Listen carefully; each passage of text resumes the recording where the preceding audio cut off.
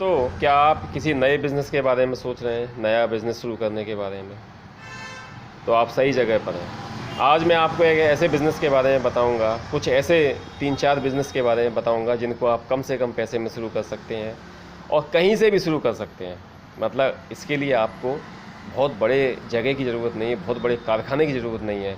आप चाहे तो कुटीर उद्योग के तौर पे, घरेलू उद्योग के तौर पर, गृह उद्योग के तौर पर अपने घर से ही शुरू कर सकते हैं। मात्र एक कमरा दे दो, आप एक छोटा सा कमरा ले लो, 10 बाई 10 का कमरा भी हो तो काफ़ी है, 10 बाई 5 का हो, 10 बाई 8 का भी हो, वो भी ठीक है।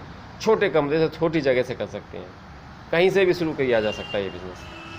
तो आज मैं आपको बताता हूँ 3-4 ऐसे बिज़नेस के बारे में जो कम से कम लागत में शुरू किए जा सकते हैं। सबसे पहले अचार बनाने का, पिकल्स का। यूँ तो बहुत बड़ी बड़ी फैक्ट्रियाँ भी लगी हैं और बहुत छोटे छोटे कारखाने भी लगे हैं। बहुत छोटे छोटे लोग, कुछ लोग अपने घरों से भी इस बिज़नेस को कर रहे हैं। कई महिलाएं बड़े बड़े शहरों में अपने घरों से ही कर रही हैं, घरों से ही उनका सामान बिक जाता है। चटनी, पापड़, मुरब्बे, जैम, ये सारी चीज़ें ऐसी हैं जिनको आप बहुत छोटे लेवल से शुरू कर सकते हैं। लिज्जत पापड़ का नाम सुना होगा आपने। आज कभी गई 1500-2000 करोड़ की कंपनी है, लेकिन इसकी जो शुरुआत हुई थी 5-6 महिलाओं ने की थी और 80 रुपया की लागत से की थी केवल उस ज़माने में। चलो उस ज़माने के 80 रुपया आज के 5000 रुपया मान लो, 10,000 रुपया मान लो। तो अगर आपको कम से कम पैसे में शुरू करना है बिज़नेस, अगर आपके पास पैसे नहीं हैं तो अचार का, चटनी का, पापड़ का, मुरब्बे का काम शुरू कर सकते हैं और कम से कम पैसे में शुरू कर सकते हैं। आप 5, 6, 7, 8 हज़ार से भी शुरू कर सकते हैं, 10,000 के अंदर से भी शुरू कर सकते हैं आप चाहें तो। जैसे जैसे आपकी व्यवस्था होगी, जैसे जैसे बढ़ेगा कारोबार, वैसे वैसे आप बढ़ाते रहिए। स्टार्टिंग में किसी भी बिज़नेस को शुरू करने के लिए सबसे पहले आपको क्वालिटी पे ध्यान देना होगा। क्वालिटी अगर आपकी अच्छी है तो आप जीत बोल जाओगे, और स्टार्टिंग में आपको हमेशा क्वालिटी अच्छी रखनी पड़ेगी। पहले शुरुआत के 6 महीने आप कोई नया बिज़नेस शुरू कर रहे हैं तो आप नो प्रॉफिट नो लॉस की स्कीम में जाइए। आप सोचिए कि प्रॉफिट नहीं मिल रहा, कोई बात नहीं, नुकसान नहीं होना चाहिए, बस दैट्स इट। 100 रुपये का सामान लाया, अगर 105 रुपये में भी बिक गया तो कोई वो दिक्कत नहीं है, क्योंकि इससे आपकी गुडविल बनेगी। एक बार ग्राहक के यहाँ पर आपका स्वाद चढ़ गया तो वो बार बार मांगेगा। कहीं भी मार्केट में चले जाओ, कोई फूड स्टॉल देखो, कुछ खाने के आइटम हैं, तो इस तरह के सैकड़ों स्टॉल लगे हैं, 10-20 स्टॉल लगे हैं। समोसे के स्टॉल मान लो, समोसे की 5-6 दुकानें लगी हुई हैं, लेकिन एक दुकान पर पर्टिकुलर भीड़ ज़्यादा आती है। क्यों आती है? क्योंकि उसके स्वाद में कुछ फ़र्क है, उसका स्वाद कुछ अलग है, कुछ यूनिक स्वाद है उसका, कुछ मतलब अट्रैक्ट करता है, कैच करता है, मज़ा आता है लोगों को खाने में। ऐसा ही यही चाहिए, मज़ा आना चाहिए। आदमी बोले कि हाँ यार मज़ा आ गया, बेहतरीन स्वाद है, मज़ा आ गया, बहुत बेहतरीन। मतलब आपसे 1 किलो लेने आया हो, 2 किलो लेके जाए, 5 किलो लेकर जाए। तो हमें अपनी क्वालिटी पे ध्यान देना है।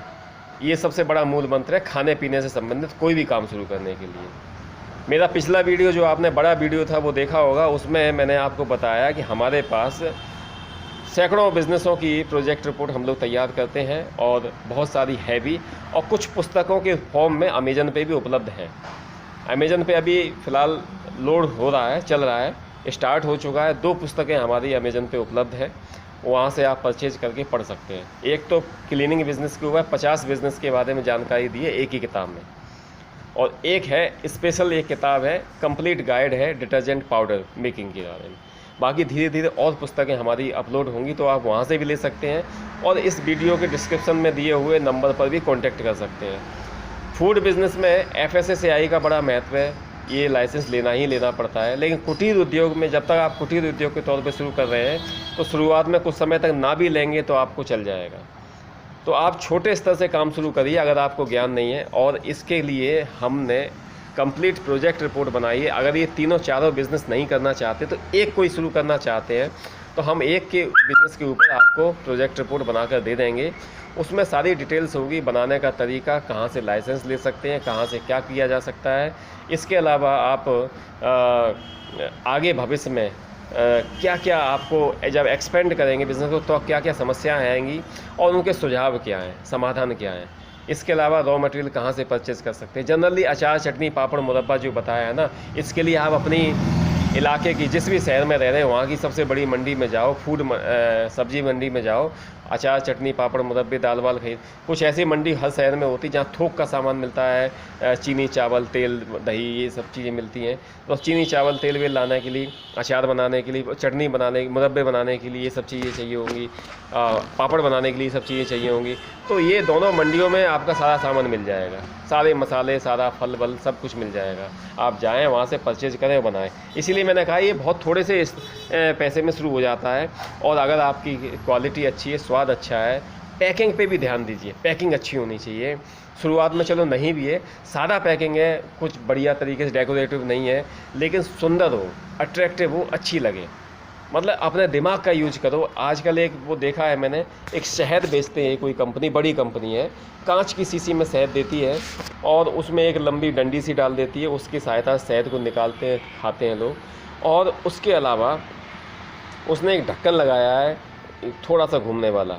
ढक्कन के अलावा उसने एक जो टाट का बोरा होता है, टाट के बोरे का छोटा सा एक पाउच बनवाया है, उसमें उसको ढकते हैं और सुतली से बांध देते हैं मतलब, और उसको बड़ा महंगा बेचते हैं। मतलब जितनी उन्होंने डेकोरेशन में जितना खर्चा किया है उससे 5 गुना महंगा वो बेच रहे हैं। और नॉर्मल शहद अगर आपको 800-900 रुपये, 700-800 रुपये किलो मिल जाएगा, तो वो 2000 रुपये किलो मिलेगा आपको। तो ये चीज़ है, आप ये क्वालिटी अलग है, इसके ऊपर भी मैं वीडियो बनाऊंगा। मेन चीज़ है, स्टार्ट कर दो आप।